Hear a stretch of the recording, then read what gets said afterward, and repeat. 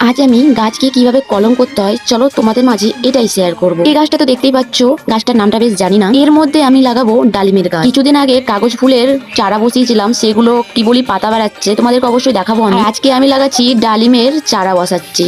চারা বলতে গেলে কলম বলা যায়। প্রথমে এটাকে আমি ভালোভাবে কেটে ওর চামড়াটাকে একটু আলাদা করে নেব। তারপরে যেটা ডালিমের ডালটাকে একটু মিহি করে পাতলা করে একটু কলাটাকে দিয়ে ভিজিয়ে নেব। তারপরে ওর মধ্যে ঢোকানোর চেষ্টা করব। মাথায় ভালো করে রাখবে, ফাংড়িটাকে একটু ভালো করে কেটে নিতে হবে, যেমনটা আমি কাটছি দেখতেই পাচ্ছ। তোমাদের যদি একবারে নয় দুবারে কাটবে। কাটার পরে এই যে আমাদের ডালিমের গাছটা মানে ডালটা আছে সেটা ভালো করে ভেতরে ঢুকিয়ে নেব।